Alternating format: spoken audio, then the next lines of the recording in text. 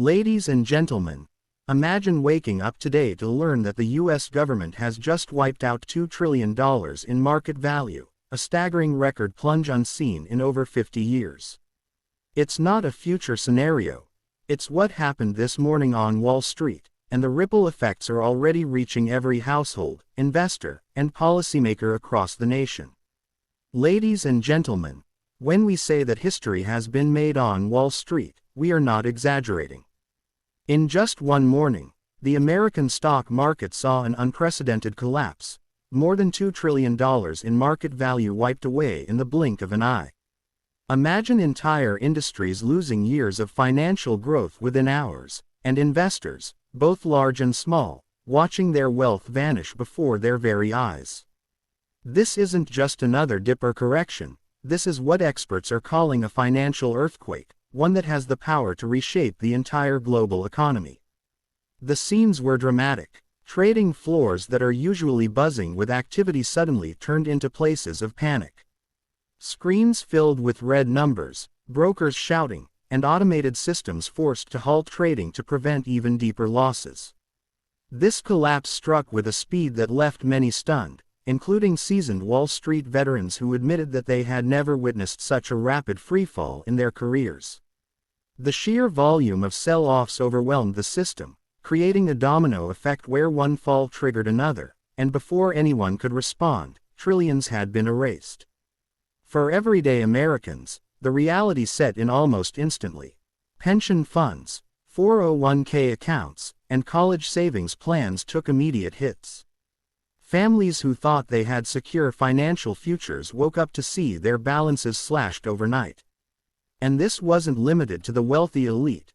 Middle-class workers, teachers, nurses, and small business owners saw their hard-earned savings shrink before their eyes. The sense of security that many relied on to plan their future has now been shaken to the core.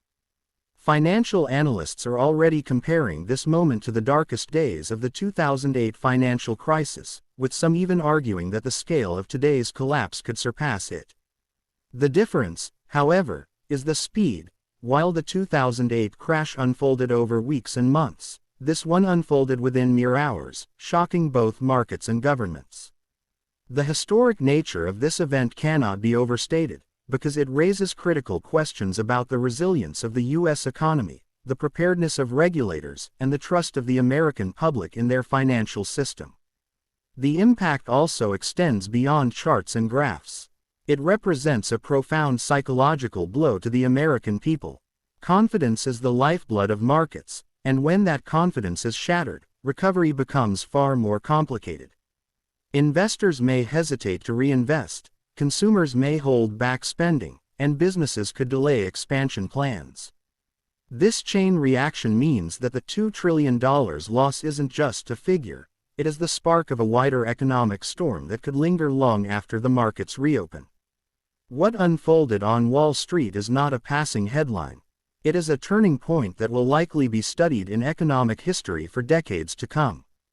And the most alarming part of it all, many experts believe this may only be the beginning. Ladies and gentlemen, while the markets were bleeding red and Wall Street stood in shock, all eyes quickly turned to Washington.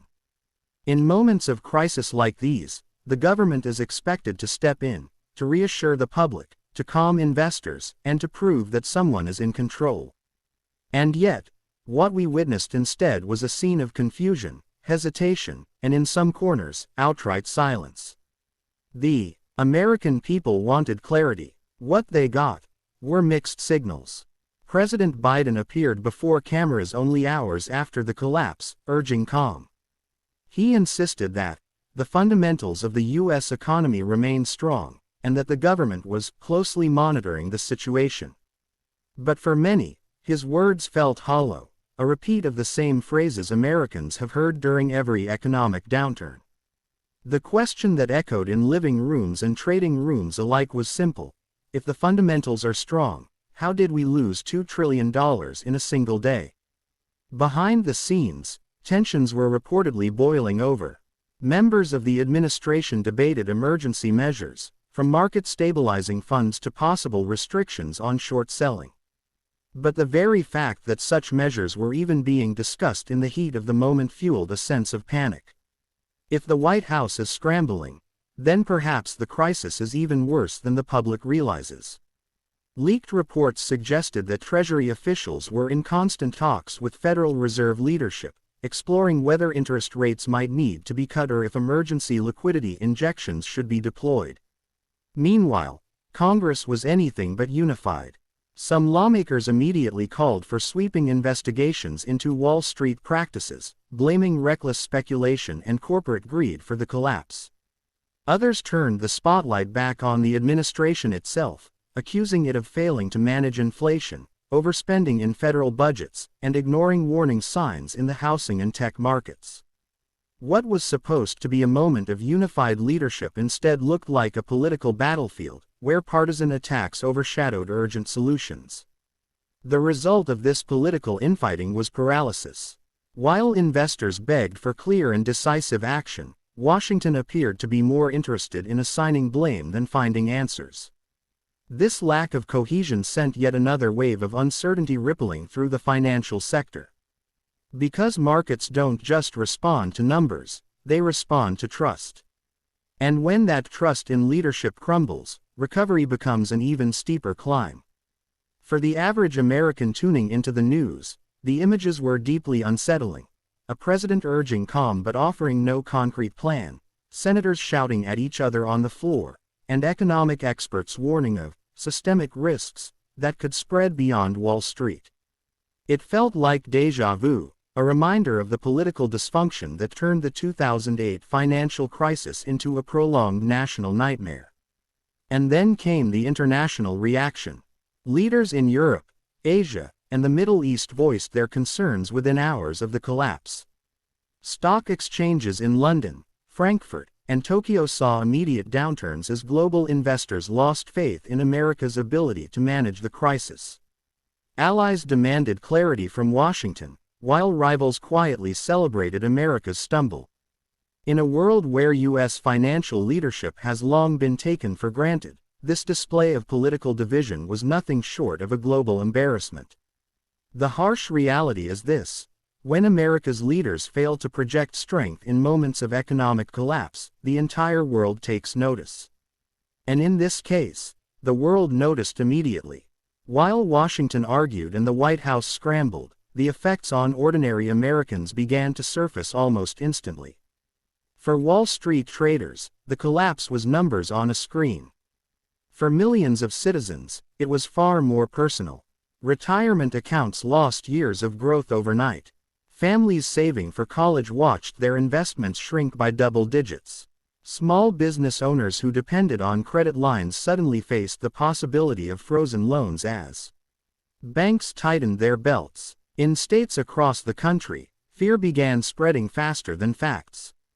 News outlets showed footage of people lining up outside banks, reminiscent of old Depression-era scenes, though officials insisted there was no reason to worry about deposits. In the digital age, panic moves at lightning speed, and within hours, social media was filled with rumors of failing institutions, cash shortages, and mass layoffs. Many of these stories were exaggerated or outright false, but in times of crisis, perception can quickly become reality.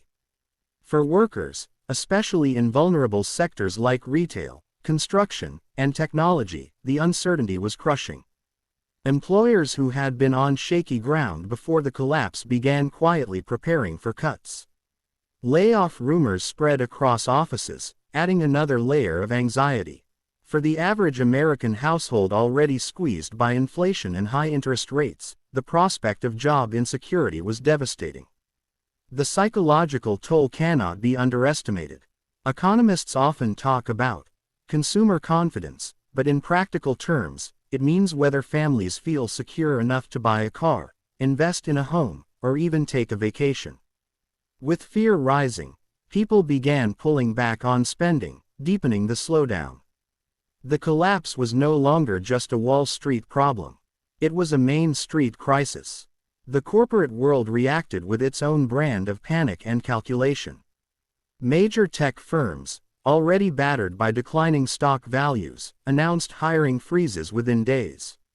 Real estate giants, facing plummeting valuations and rising interest rates, rushed to restructure debts. Airlines, which depend heavily on consumer confidence and credit markets, warned of significant turbulence ahead. Perhaps most concerning was the banking sector itself. While government officials assured Americans that banks remained strong, whispers of instability grew louder. Analysts pointed out that several mid-sized banks had heavy exposure to risky assets, raising fears of another wave of collapses similar to the ones that rattled the financial system in 2023. Credit tightening soon followed, with lenders pulling back on everything from small business loans to mortgages. Global corporations with headquarters in the U.S. faced their own challenges. Foreign investors, spooked by the turmoil, began withdrawing funds at alarming rates. This capital flight put additional pressure on the dollar, sending shockwaves through international trade. America's image as the safe haven for investors was under siege. And all of this played out under the glare of cameras and relentless media coverage. Every CEO interview, every leaked memo, every whisper of instability was amplified into headlines. For businesses already walking a financial tightrope, the collapse was not just an economic event, it was a reputational disaster. Beyond the borders of the United States, the ripple effects of the collapse grew impossible to ignore. Markets from Tokyo to London reeled. Foreign governments called emergency meetings to assess their exposure. For decades, America has been the beating heart of the global financial system. When that heart skips a beat, the world feels it.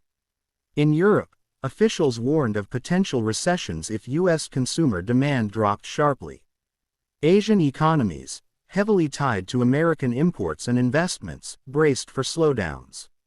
Even oil-producing nations in the Middle East expressed concern, fearing reduced American demand could send energy markets into chaos. But the global reaction wasn't just about economics. It was also about power. America's rivals, nations like Russia and China, seized on the crisis as evidence of U.S. weakness. State media in Moscow and Beijing portrayed the collapse as proof that American capitalism was unstable and unreliable. For Washington, this wasn't just a financial battle, it was a geopolitical one. Every day that the U.S. failed to restore stability, it handed ammunition to adversaries eager to undermine American influence on the world stage. International trust in America's financial leadership has long been the cornerstone of global stability. But trust is fragile, and once shaken, it's difficult to rebuild. The collapse of August 13 wasn't only a national shock, it was a global reckoning. Ladies and gentlemen, what we are witnessing is not just another headline, it is history unfolding before our very eyes. The collapse of August 13 has left families shaken, markets unstable, and global confidence in America on the edge. The coming weeks will decide not only the strength of the U.S. economy, but also its standing in the world. This is not the time to turn away. It is the time to stay informed, to question, and to demand answers.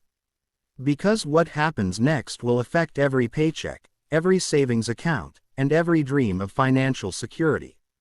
So if you want the facts without the noise, if you want to follow the truth as it develops, stay with us.